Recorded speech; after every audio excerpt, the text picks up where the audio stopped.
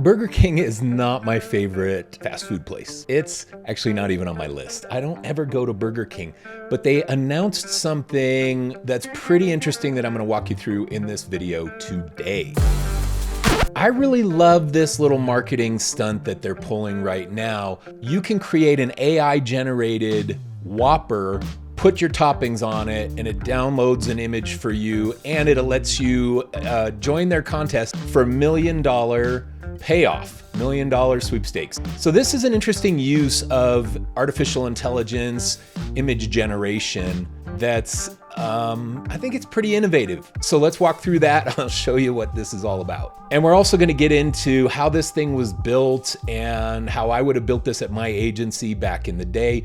We were doing stuff like this like 25 years ago using Flash and some rudimentary JavaScript, ActionScript that they called it inside of Flash. We could have built something like this. All right, you go to Burger King homepage and you have the $1 million sweepstakes up here in the top left and a promo for it up above. So they're pushing this thing as something they're using as a marketing tool, and it's really pretty innovative. It's an AI generated burger. You put your toppings in. Here's what it looks like. You go into the Create Your Whopper entry, and I'm gonna click that. We're gonna head into the program here, and you choose Impossible Patty or 100% flame grilled patty. I'll choose the flame grilled, and then you click the top button and you can put your toppings on it. So we're gonna put on this. Let's put on cheese and tomato and bacon and onions and let's say something crazy like broccoli and see if it'll do that. And let's throw on some mushrooms. And then if you choose a topping that it doesn't allow, like let's say peanut butter, it'll say, sorry, you can't put that on there. See, I don't recognize that topping, try another one. So when this happened to me, I started thinking, is this really AI generated, or is it built using just the same old technology that we've had, some if-then statements, and it only allows certain toppings? I don't know.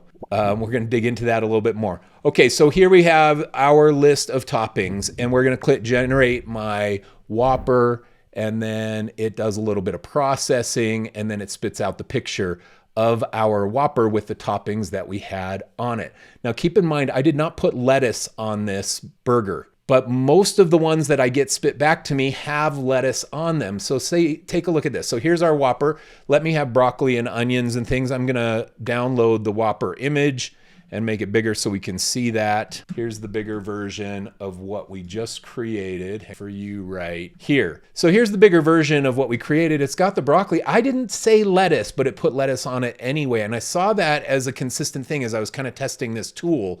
I saw that as a consistent issue, that it sticks stuff on there that you didn't actually put onto your burger. I can't remember if I put tomato or not, but it seems to put tomato on every burger I create, whether I put it on there or not. So let's go back to the image generator and create one more just for fun. And then we're gonna use DALL-E to generate some burger images. We're gonna compare the two, and then we're gonna talk about how I would have created this using Flash 25 years ago. And then we'll see where we go from there. So in here I can click edit my Whopper, and I go back to my toppings, and I'm gonna throw away, oh yeah, see, I didn't have lettuce on my Whopper. So I'm gonna throw away some of these toppings like, oh, I did have tomato on here, but I didn't have lettuce. Yeah, that's right. Okay, and then let's go in and let's just throw on bacon. And pastrami and asparagus and blue cheese. All right, let's see what we get from this example. All right, it's done processing. I'm gonna click download my Whopper image, and then I'm gonna open it for you bigger so we can see what we have. Now look at this. I didn't say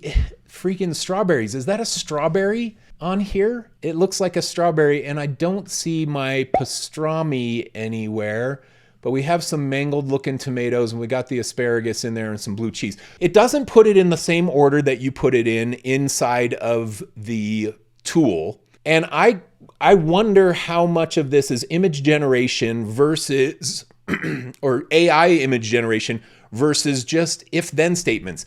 If they say tomato, then display this tomato PNG on top of the burger. If they say blue cheese, then put blue cheese on top of the burger. This looks like, I don't know, maybe that's asparagus behind here. It looks like it could have been lettuce. This looks like a freaking strawberry, man. I don't know what they're adding onto my burger, but I didn't want strawberries on it. Maybe that's supposed to be part of a tomato. And this is the kind of thing you get with AI image generated images. You get these weird things that pop in there, and so we're not quite there yet. But this is super interesting. Now let's compare this AI image from Burger King to what we get from DALL-E if we ask DALL-E, which is an image generator, to generate images of a burger. All right, my prompt for DALL-E is make a side view of a photorealistic burger on a white background with these toppings: asparagus, blue cheese, bacon, pastrami, tomato, beef burger, and strawberries. Just because the Burger King one threw in some strawberries. So let's see what we get from DALL-E. DALL-E gave us 2 images. I'm gonna pop this one up right here. Photorealistic. Now, if we look at this and compare it to the image that we got from Burger King, in fact, let me make this Burger King image just a tad smaller so we can kind of see them both on screen at the same. Oh, this is the broccoli one. I'm sorry, I gotta put on the asparagus one, which is this one. Here we got it. So here's the asparagus image. All right, so here we have the image from Burger King on the top, and we have the DALL-E image on the bottom. You can see that DALL-E did a much better job of creating the mix of ingredients. We have things with clear separation. We don't have some of these weird cut out areas like this little bit of blue on this asparagus. We have sliced tomatoes on here. This asparagus looks like it's all rolled up nicely on there. The cheese is melting down. Here we have blue cheese, but look at these blue cheese crumbles on the DALL-E image that we have here. The sesame seed bun. I mean, this probably looks more like what you're gonna get if you order it, but not as photorealistic. Or I don't know if this is even photorealistic. This is more CGI looking is what the DALL-E gave us. So it's interesting just the difference between what a real AI generator is producing versus whatever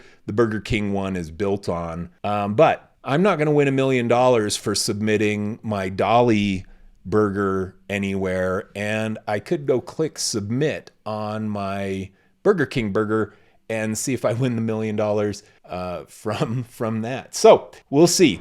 The takeaways here. I'm gonna give this Burger King image generator, the images, I'm gonna give it a score of like 5 out of 10.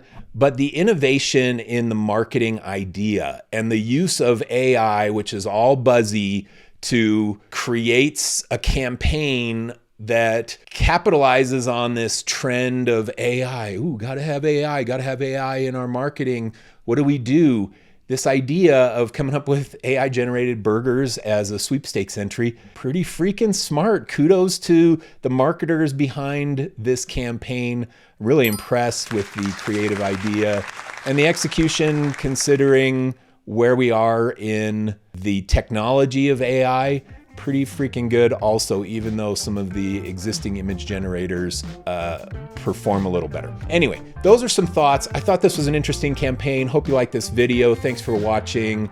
And I'm gonna keep looking for innovative, exploratory ways that people are using technology and AI and share that with you. These are the kinds of ideas that you as a creative individual need to be coming up with and pitching to your clients and helping them get noticed in their marketing efforts with creative ideas like this. So how does this apply to your business? All right, thanks a lot for watching. We'll see you again in another video soon. Hit the like button and subscribe and drop a comment. Do you like cheeseburgers? And which of these tools do you think is interesting? What do you think of this Burger King campaign? All that kind of stuff. Let me know in the comments. Thank you. See you soon.